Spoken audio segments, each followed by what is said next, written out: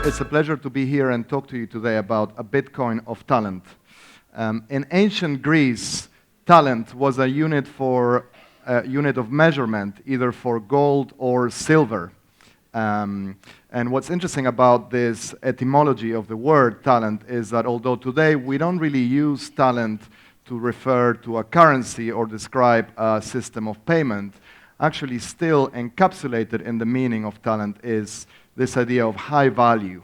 We use the term or the word talent to describe exceptional achievements in areas such as science, sports, music, arts, politics, and business.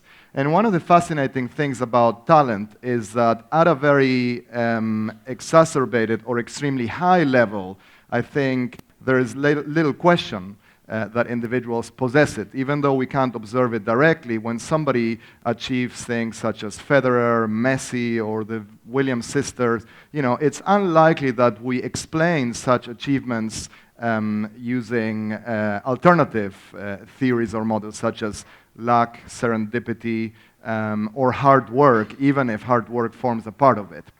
But one of the problematic things about talent is that at more average levels, if you want to look at kind of the mid-bulk or range of the normal distribution, so the level of talent that should characterize most people in most organizations, it's a lot harder to assess. In fact, one of the most consistent findings in psychology is that we are very bad at assessing our own talents. Some of you might be familiar with something called the Dunning Kruger effect, which basically shows that people who are very, very competent and very, very inept or incompetent don't differ very much in their self-estimates of ability.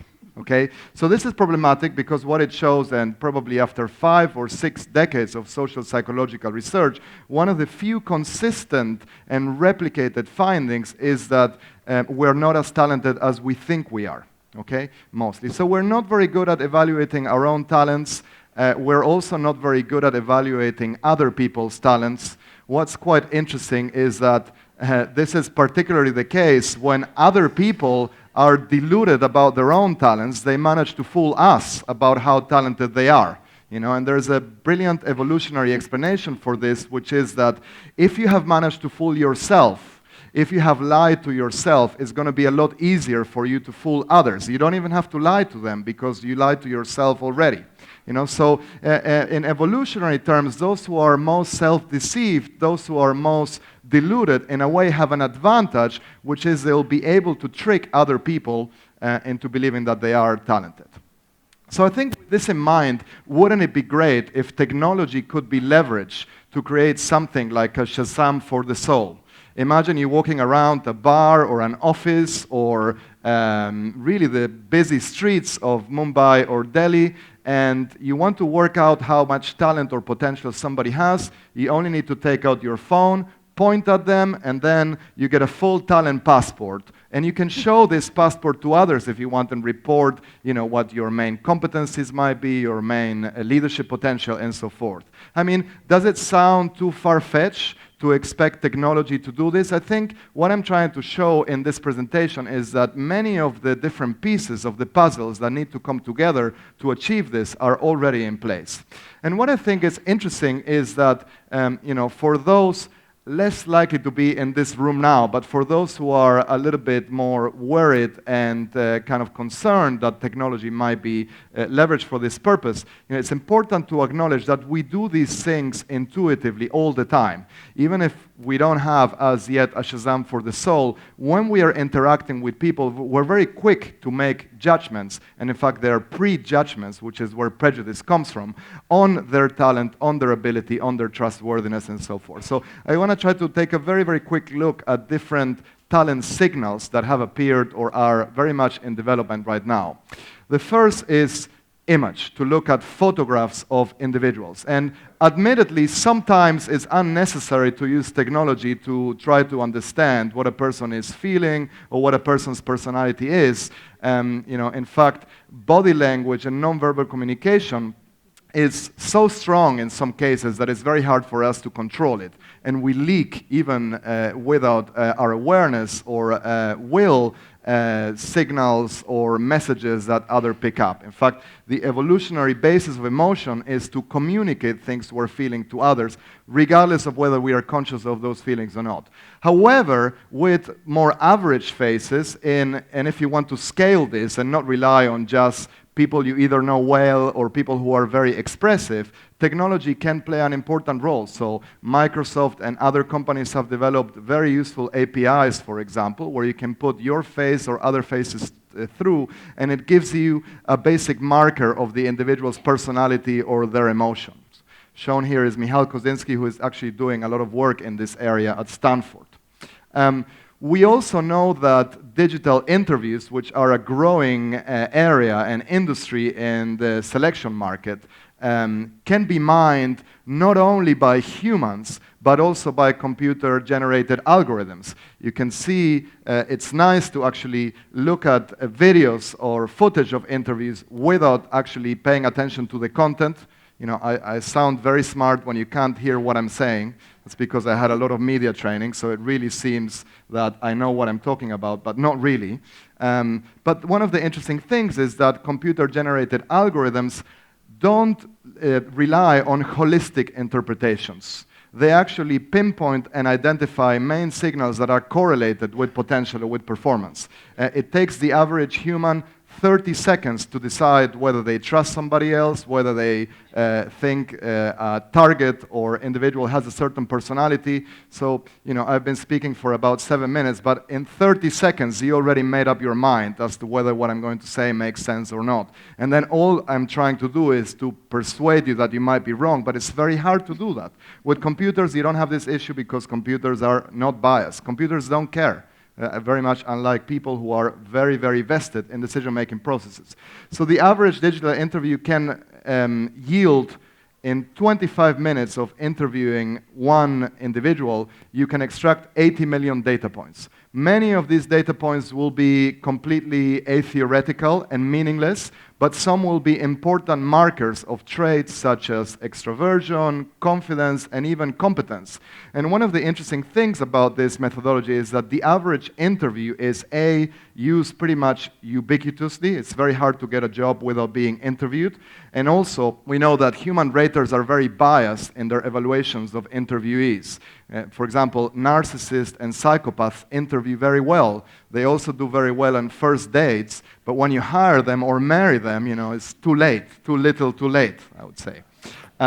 So we also have seen very interesting research, a lot of this research published in academic or scientific journals, translating Facebook activity into personality and ability traits. So for example, Facebook likes, which can be interpreted as the modern equivalent of an identity claim or like a digital bumper sticker, if you like, are an important signal of individual's personality. We can predict with a fairly high degree of accuracy if somebody is more liberal, more conservative, if somebody is more or less open to new experiences, and so forth. Sometimes the groups, you know, again, in extreme cases, you almost don't need a computer to do the job, right? If you like a Facebook group called I Don't Read, it's fairly obvious that you're not an intellectual, right? But sometimes the signals are not as obvious and machines can add a lot of clarity. Likewise, analyzing open-ended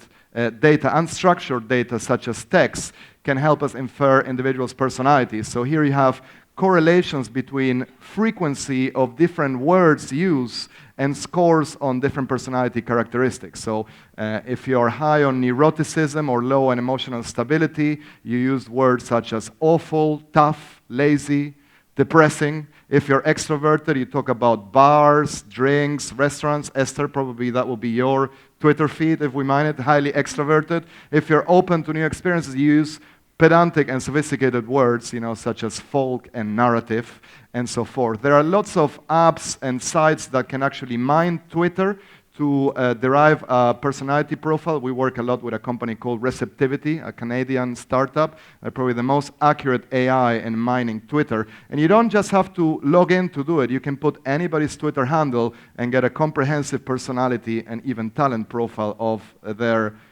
that individual. what's the accuracy of this? It's about 50% of the accuracy of traditional, scientifically validated tools, but no barriers to entry, they're free, and you can do it for everybody. Again, and I promise you this is the last reference to the current president of the United States, but it is funny and I can't avoid it. I can't help myself. Sometimes you don't need to have algorithms to tell you about somebody's personality, but with most individuals who are on Twitter, it's more unclear and algorithms can help you. Another interesting area is going beyond the individual to actually map the social networks that people inhabit and that people create. So this can be done with Twitter data, with Facebook data, or with email data. It's very powerful as well.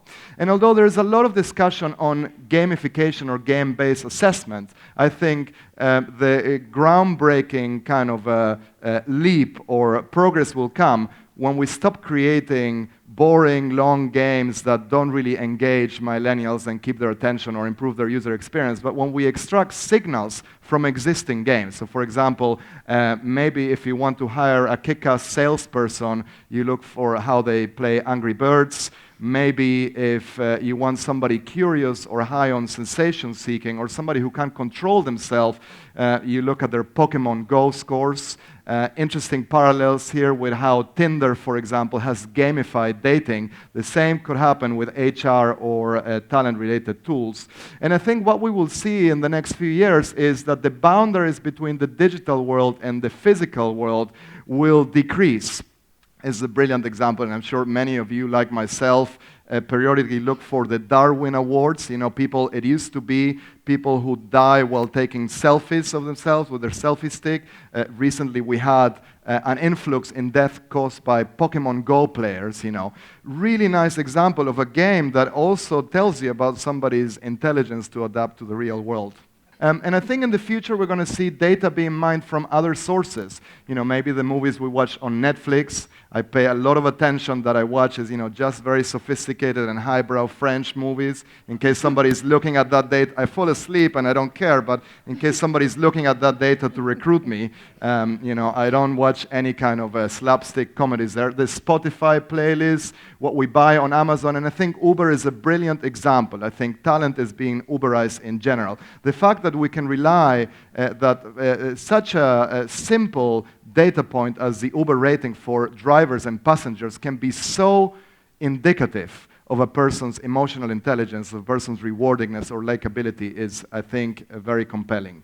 Some of you might be familiar with Black Mirror, the show. It was interesting because they did a whole episode on the rating economy. This idea that imagine a world in which you rate everybody whom you interact with. So maybe you come and ask me a question and I rate you, maybe you rate my talk, maybe I buy you a drink and then I rate whether you're interesting or not, and so forth. Maybe you're dating somebody and we rate each other all the time.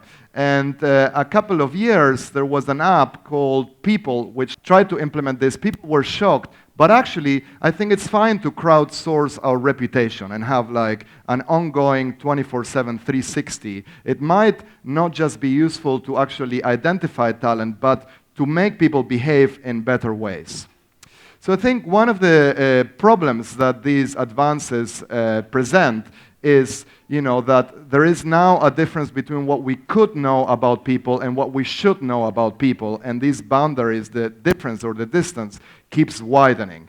But I think there's a simple way to understand that things are not as complicated or morbid or Snoop-like as we might think. First of all of our data are already being mined for marketing and media purposes, and we don't get much back. We get the promise of a personalized ads, but mostly is the thing you bought 2 weeks ago or the website you just looked at half an hour ago. So imagine if it says you get something that is useful. And secondly, I don't think that the benefits for the organization and the benefits for the individual are mutually exclusive. People have a desire to be understood. If people are better understood in organizations, they will be put in more relevant jobs, they will be promoted to more relevant positions, and if that is the case, they will be more engaged and they'll perform more highly, which comes to the benefit of the organization. So what's interesting about this quote is that it's actually from George Orwell. You know, he wrote 1984, and we're pretty much living in a digital version of 1984 now. In a way, it was very predictive of the reality, and yet I think this gets right to the point, which is that we need to leverage technology to understand ourselves and others better. Thank you very much.